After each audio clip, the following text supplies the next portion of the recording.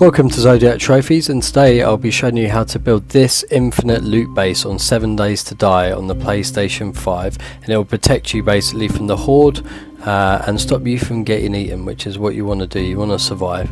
So start by building a lot of cobblestone blocks. Now these can be made out of small stone, and here I think I went by about 5 by 6, but you want to craft a lot of these, so I would advise doing at least a day's worth of mining. Just dig down, get loads of clay soil, get loads of small stone, just so that you've got enough blocks to build this structure. Now the key to this doesn't really matter about the width and the length of the base, it's going to be the height. So you want to make sure that your base is at least 11 blocks high, and this is so that the zombies don't enter rage mode when they fall.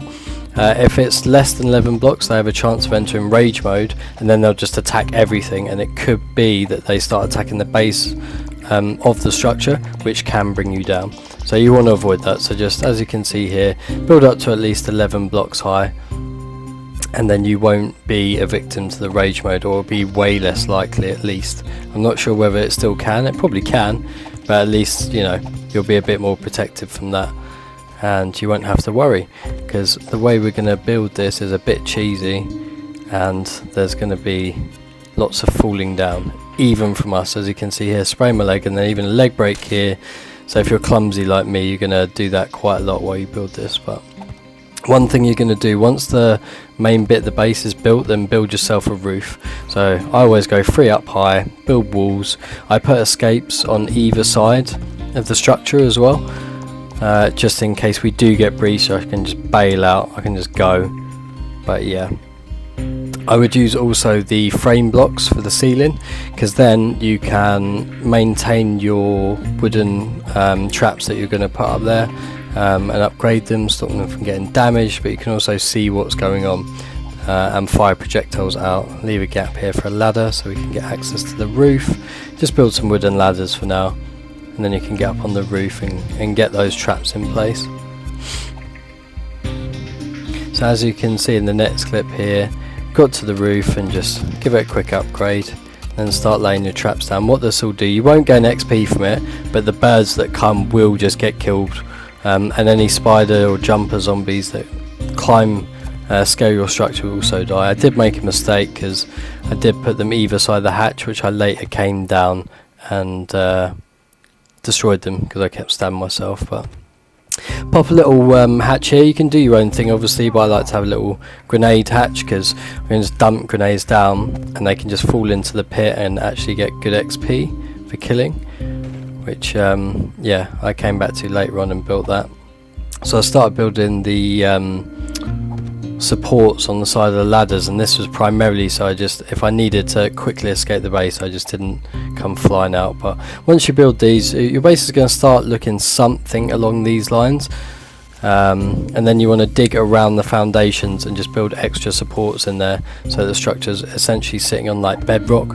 So I just pop one under and one next to it, just to give it a bit of extra support.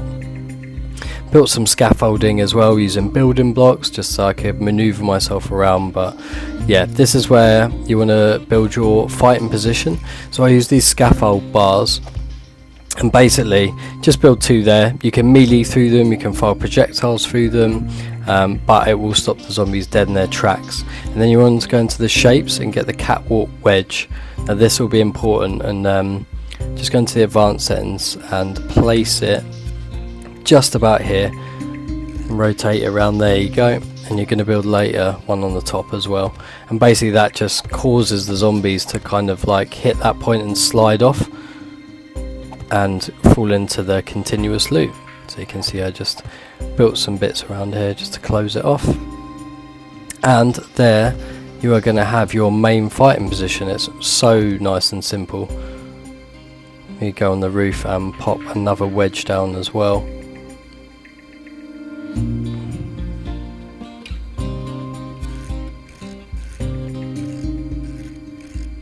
Here we just put the bars, because we're going to create a tightrope here. So this was what the zombies will actually be walking along, and you can see here, just quickly upgrade it, but you've got the like setup, the basic setup of the base here, and you just upgrade through there. As you can see, what I mentioned earlier is, yeah, just pop the wedge there, just in case the zombies start stacking up on top of each other. They'll hit that wedge as well, and they won't build up and start causing damage. So yeah, there you have it. And you're going to build on that pole, and that will be your main cheesing part, which we're going to do here. So choose the 0.02, 0.025, maybe 0.2, just the thinnest one, and build it out, and then switch back to cobblestone. And you're basically creating like a tightrope kind of shape for the zombies to come across. There we go, and now that is complete, and you can start building stairs backwards, and this is going to be where they walk across, and you're going to build a pit just below here for them to fall into. So there I use some building blocks with some scaffolds, and there you go, there's the basic stairs. You can build whatever type of stairs, and then this area here is where you're going to dig your pit for them to fall into. So here I started building the pyramid stair, which takes way longer, and this was epic building this, but once it's done it's way more effective because the zombies won't get stuck. And this is your pit here that you are going to dig out, and I dug down about 8 deep here. You can see this is the process while I was making my stairs. I think we got a visitor and I got to test out. There you go, one absolute faceplant. But yeah, back to digging out the pit. I was impatient. You can actually wait for zombies to just fall down here and destroy it themselves, but I got too impatient. I took a little break to chop some heads here. I think I got like a good few decapitations in a row. The knife's actually really good at this stage of the game.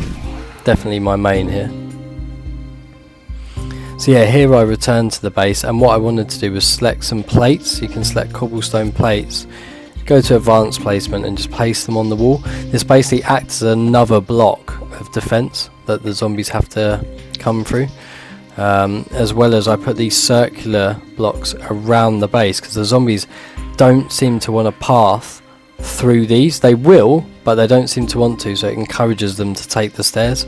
So once this is done, you should have something that looks kind of like this. Do your own thing obviously, but as long as the zombies have got easy access up these stairs, they're going to walk across this tightrope, either get knifed in the face by you or bow and arrowed, and then they're going to fall down there. But once they fall down, the key is that they come down into the pit here and come back up. So let's see whether it works on this screamer horde here. As you can see, I can melee through it. They can't do too much. They can still hit you.